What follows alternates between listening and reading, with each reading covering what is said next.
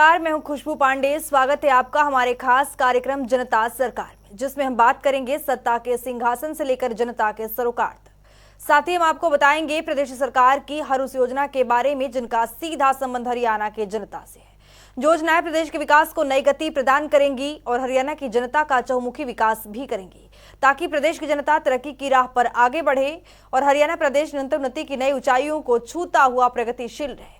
तो अगले 30 मिनट तक बने रहिए हमारे साथ और देखते रहिए जनता सरकार।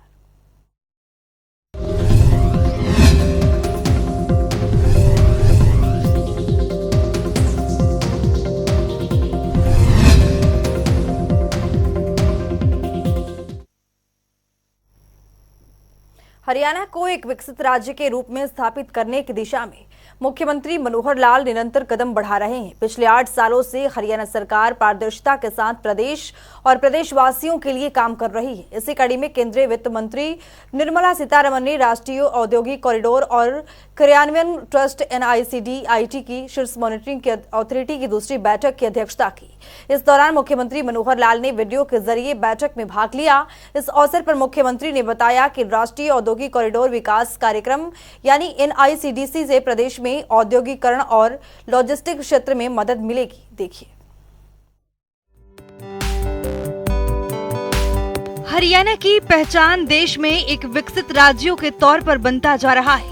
हरियाणा की मनोहर सरकार प्रदेश के उत्थान के लिए कई योजनाएं चला रही है। समय समय पर मुख्यमंत्री मनोहर लाल पोर्टल के जरिए भी प्रदेश के विकसित राज्य के रूप में गति देने में जुटे हुए हैं। मुख्यमंत्री मनोहर लाल का उद्देश्य है कि प्रदेश के गरीब और जरूरतमंदों तक योजनाओं का लाभ पहुंच सके। इन सब के बीच मंगलवार को केंद्रीय वित्त मंत्री निर्मला सीतारमण ने राष्ट्रीय औद्योगिक कॉरिडोर और कार्यान्वयन ट्रस्ट NICDIT की शीर्ष मॉनिटरिंग अथॉरिटी की दूसरी बैठक की अध्यक्षता की, जहां मुख्यमंत्री मनोहर लाल ने चंडीगढ़ से वीडियो कॉन्फ्रेंसिंग के जरिए बैठक में हिस्सा ली।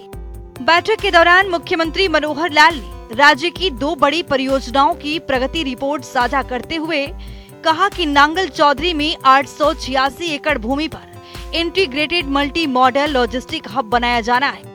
इस परियोजना से संबंधित सड़क, पानी और बिजली से संबंधित कार्य शुरू हो गया है और जून महीने तक पूरा होने की उम्मीद है।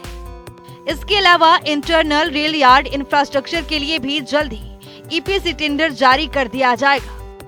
इतना ही नहीं, मुख्यमंत्री मनोहर लाल ने बताया कि अमृतसर कोलकाता औद्योगिक कॉरिडोर AKIC के साथ साथ एकीकृत विनिर्माण क्लस्टर IMC परियोजना के तहत हिसार में 1605 एकड़ भूमि पर IMC विकसित किया जाएगा।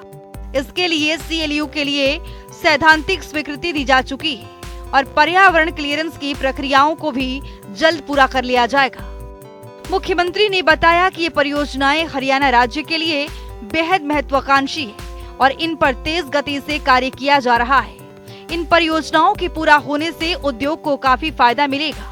इतना ही नहीं, ये परियोजनाएं विनिर्माण और औद्योगिक गतिविधियों में निवेश बढ़ाने में भी सक्षम होंगी। साथ ही मुख्यमंत्री मनोहर लाल ने कहा कि कलानौर, यमुनानगर में इनलैंड कंटेनर डिपो के लिए राज्य सरकार जल्द ही DPR केंद्र को भेजेगी, जिससे इस परियोजनाओं पर भी काम शुरू हो सके। इसके साथ ही मुख्यमंत्री मनोहर लाल ने बैठक में बताया कि राष्ट्रीय औद्योगिक कॉरिडोर विकास कार्यक्रम NICDC प्रदेश में औद्योगिकरण और लॉजिस्टिक क्षेत्र में मदद मिलेगी, जिससे प्रदेश ही नहीं बल्कि देश की आर्थिक प्रगति होगी।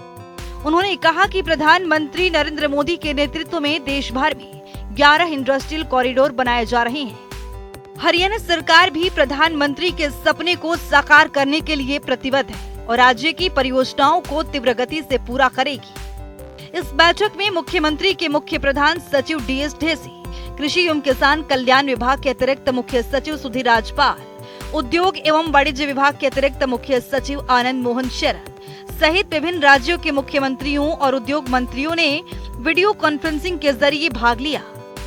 जनता टीवी के लिए चंडीगढ़ से पवन सिवर की रिपोर्ट। ऐतिहासिक और धार्मिक विरासत को समेटे हुए महेंद्रगढ़ की धरा पर मुख्यमंत्री मनोहर लाल के जनसंवाद कार्यक्रम की कुछ झलकियों से आपको रूबरू कराते हैं। बहुत बड़ा फैक्टर था कि दक्षिण हरियाणा में पानी भी नहीं पहुंचता, इंडस्ट्री नहीं है। आज मुझे खुशी है बताते हुए कि हमने आखिरी टेल तक पानी पहुंचा दिया। 2 जगह की यहाँ नहरों की डिमांड आई है, जमीन का प्रबंध आप कर देना, नहर बनाने का काम हम करेंगे। सरसों का नुकसान हुआ, मई से पहले आपका मुआवजा आ जाएगा। कोरियावास में नया मेडिकल कॉलेज 90% बताया तैयार हो गया, 10% काम बाकी है। अगले साल उसमें उसका उद्घाटन करके क्लासेस शुरू हो जाएंगे, इलाज भी लोगों का शुरू हो जाएगा। वो लॉजिस्टिक हब का थोड़ा जमीन का मामला एक फंसा हुआ था, वो क्लियर हो गया है। 800 एकड़ का एक लॉजिस्टिक हब जिसमें लोगों को रोजगार खूब मिलेगा। 34 करोड़ रुपए की स्कीम बना करके आज हम अनाउंस करके जा रहा हूँ, ताकि आपका जितना भी पानी वहां रोक सकते हैं, कम से कम 10-12 ये बड़ी बॉडीज बनेंगी, बड़े टैंक बनेंगे, तो 10-12 जगह पर पानी इकट्ठा करके आपको ऑफ सीजन में पानी जितनी सिंचाई के लिए जरूरत है या और कामों के लिए जरूरत है वहां से सप्लाई करेंगे। स्कूलों में हमने तय किया कि 5 किलोमीटर के अंदर एक सीनियर सेकेंडरी स्कूल जरूर होना चाहिए।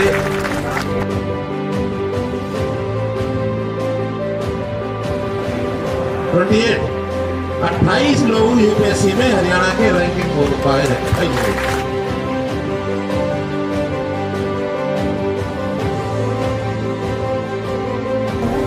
आपकी सरकार आने के बाद नहरों में अच्छा काम हुआ है। जो पुरानी मोटरें थी पंप हाउस पर उनको सबको बदल दिया गया है और नहर को सीमेंटित बना दिया गया है। आपके यहाँ एक उद्घाटन है, 2 शिलान्यास है, कुल मिलाकर के ये तीनों चीजें 45 करोड़ रुपए की आज ये योजना उनका विकास किया है। मैंने पिछले 3 महीने में 1,68,000 लोगों से बात की है, किसी न किसी ग्रुप में।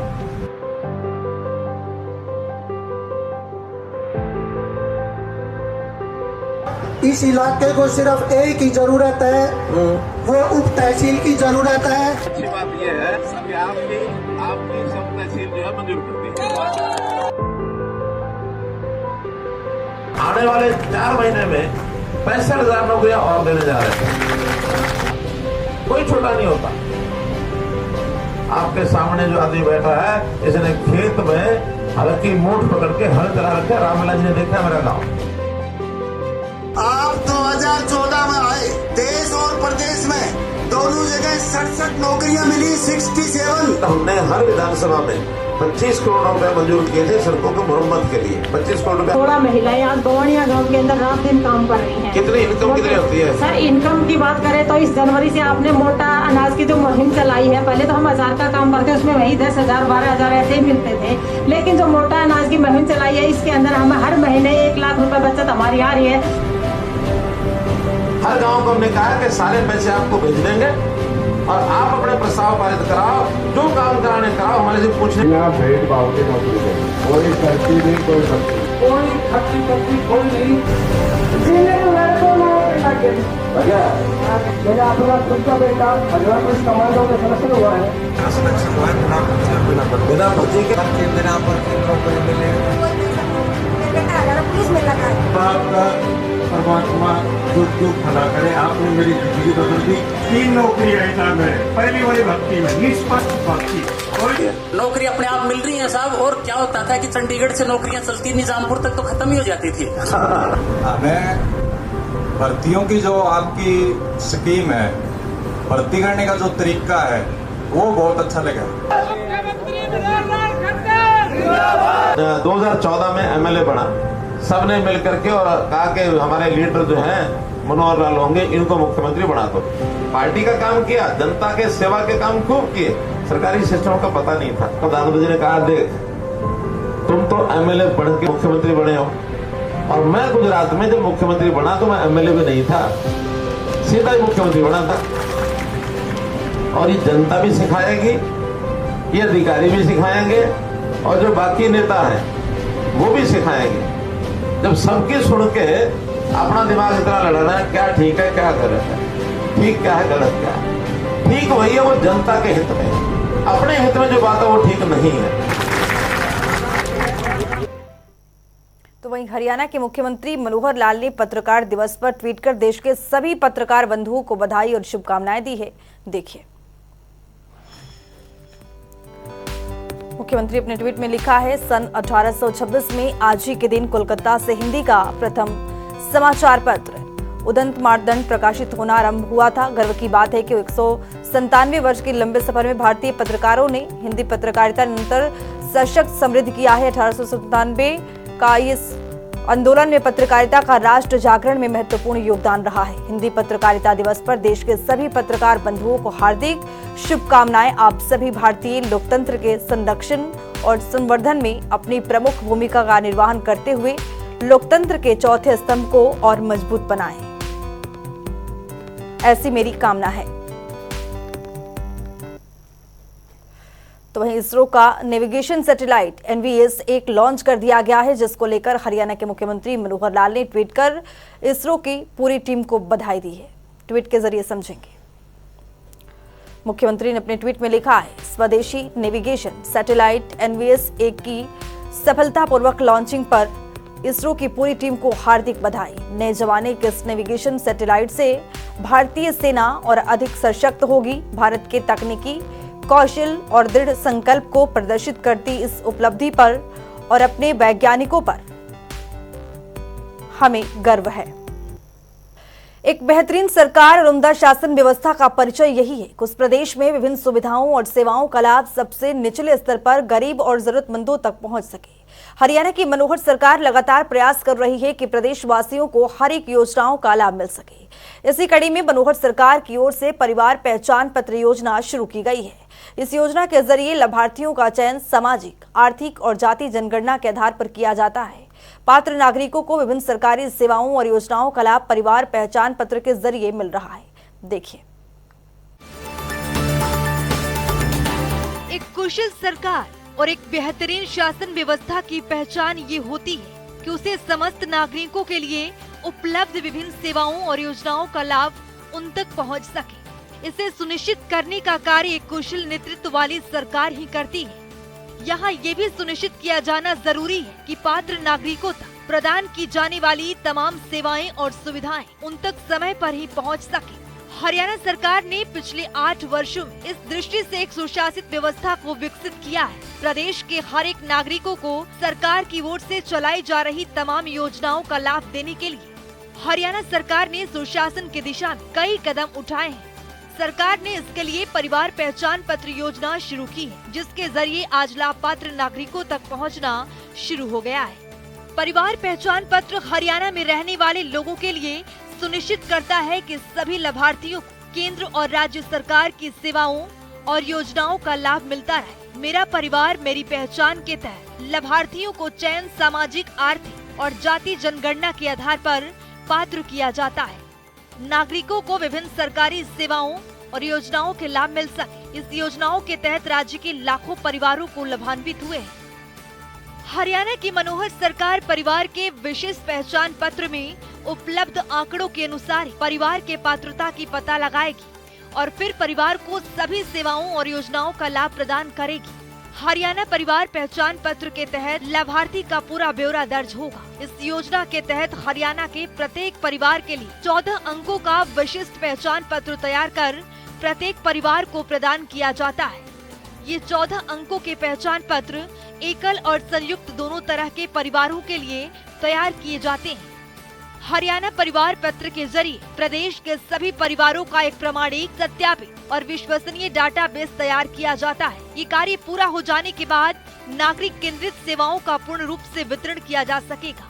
साथ ही एक व्यवस्थित प्रणाली होने से सेवाओं और विभिन्न कल्याणकारी योजनाओं के दायरे में सभी पात्र लोगों को लाभ पहुंचाना हरियाणा की मनोहर सरकार का दायित्व है कि सभी योजनाओं का लाभ मिल सके।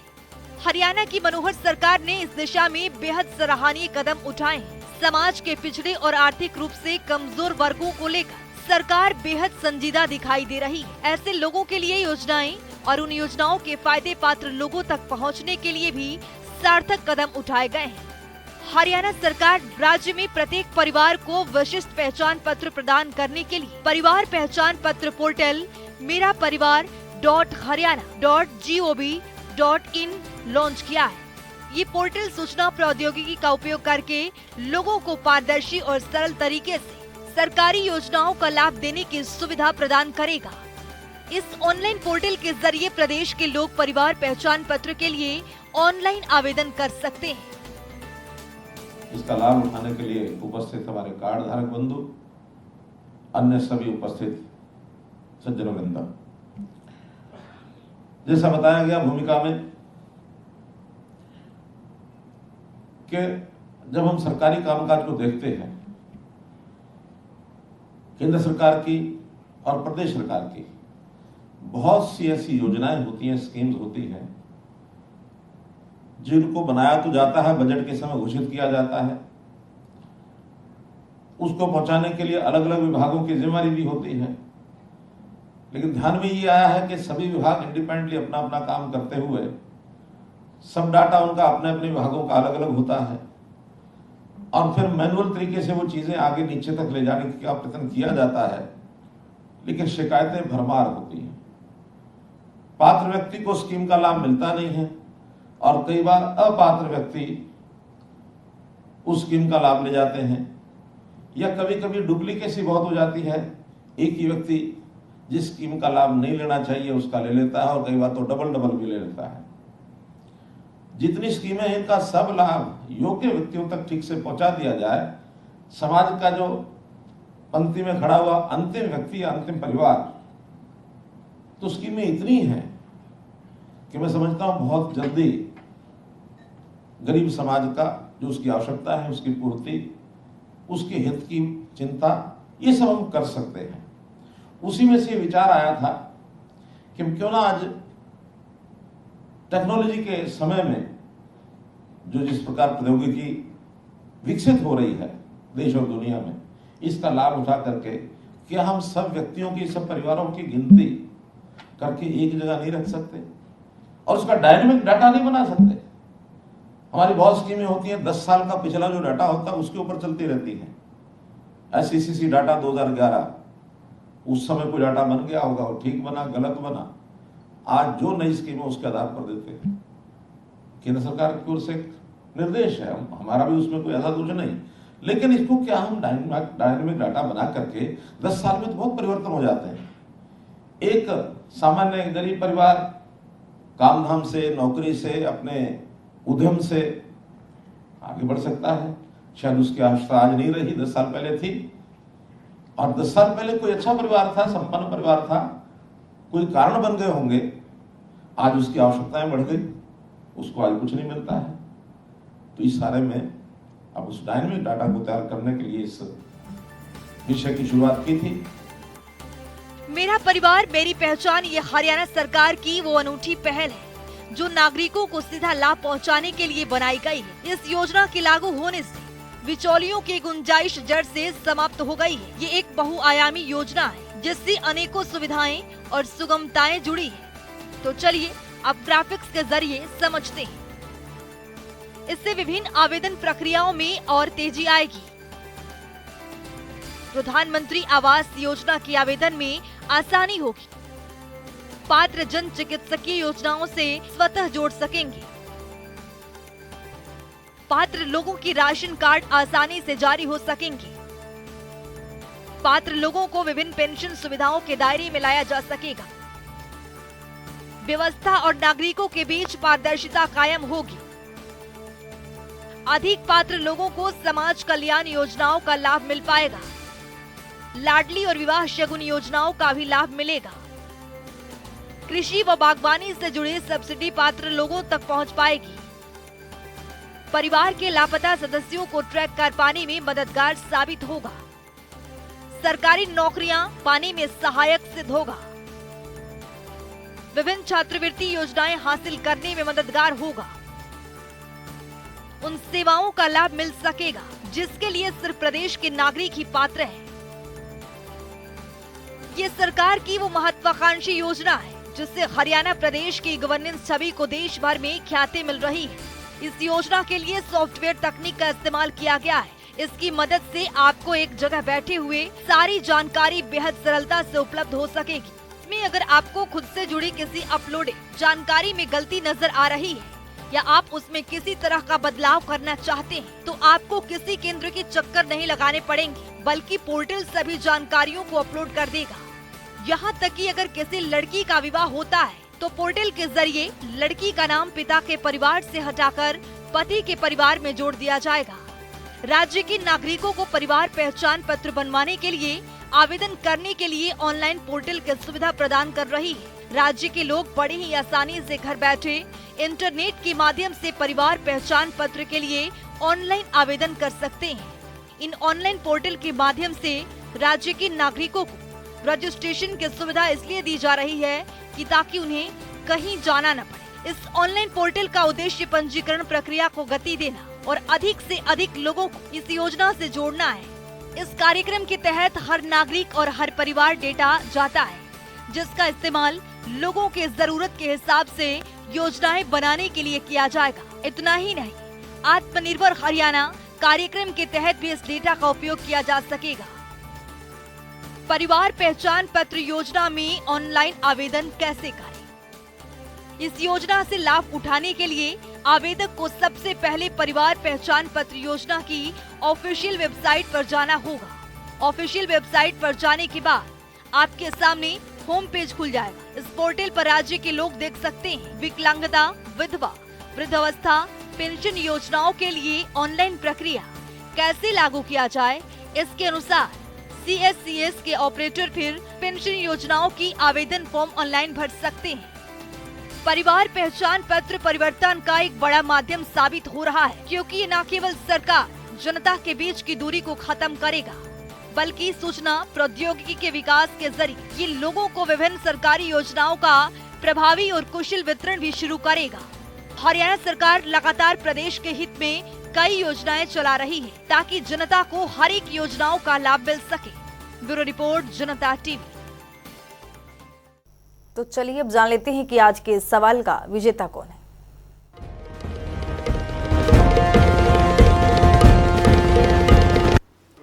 तो बात अब आज के विजेता की। जैसा कि आप जानते हैं, हर रोज एक नया सवाल पूछते हैं, सही जवाब देने वाले के नाम और तस्वीर अपने टेलीविजन स्क्रीन पर दिखाते हैं, साथ ही उसको उपहार भी देते हैं। तो चलिए अब जान लेते हैं कि कल का हमारा सवाल क्या था और कौन है इसका विजेता। कल का हमारा सवाल था, पराली बेच प्रोत्साहन योजना की शुरुआत कब हुई थी? इसका सही जवाब है सी, अक्टूबर 2020। ढेर जवाब है, लेकिन आज के हमारे विजेता हैं करनाल से प्रवीण कुमार। प्रवीण, आपको बहुत बहुत बधाई। तो फिर पूछेंगे आज का सवाल, देखते रहिए जनता टीवी। तो वक्त हो गया है आज की मुलाकात का। आज की मुलाकात में हम हर दिन नए शख्सियत से आपको रूबरू कराते हैं और उनकी कार्यप्रणाली पर बारीकी से नजर डालते हैं, जानते हैं तमाम योजनाएं जो बनी है हरियाणा की जनता के लिए। तो ऐसे ही शख्सियत से जनता टीवी ने खास बातचीत की है। इनका नाम है गजराज सिंह, जो कि फरीदाबाद के सिविल अस्पताल में डिप्टी सीएमओ के पद पर काबिज हैं। सुनिए।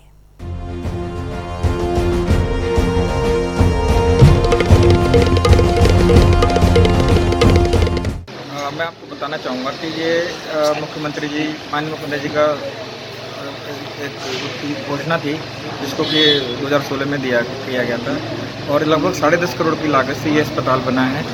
और इसमें हम 30 बेड का प्रावधान रहेगा। इसमें मुख्यतः हमारी मातृत्व और शिशु स्वास्थ्य की सेवाएं पहले बहाल करेंगे और जनरल OPD की पूरी सुविधाएं, जैसे जैसे हमारे को स्पेशलिस्ट की सर्विसेज मिलती रहेंगी तो हम उसको सर्विसेज को बढ़ाते रहेंगे। तब हमने जनरल OPD तो हमने शुरू कर दी है, जनरल OPD शुरू हो चुकी है हमारे पास में। थोड़ा सा हमारे को स्टाफ का कंसर्न है, तो वो भी जल्दी आने की उम्मीद है कि जल्दी आकर के हम इसमें डिलीवरीज और शिशु के स्वास्थ्य की सेवाएं शुरू कर देंगे।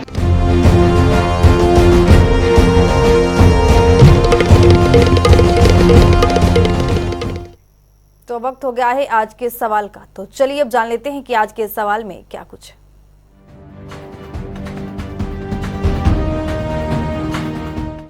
हर रोज की तरह हाजिर हूँ आज का सवाल लेकर। जैसा कि आप जानते हैं, हर रोज एक नया सवाल पूछते हैं, सही जवाब देने वाले के नाम और तस्वीर अपने टेलीविजन स्क्रीन पर दिखाते हैं, साथ ही उसको उपहार भी देते हैं। तो चलिए अब नजर डालते हैं आज के सवाल पर। मुख्यमंत्री परिवार समृद्धि योजना का मुख्य उद्देश्य क्या है? ए, परिवारों की आर्थिक मदद, बी, परिवार के सदस्यों को नौकरी, सी, दोनों ही, डी, इनमें से कोई नहीं। तो दीजिए सही जवाब और बनिए विजेता।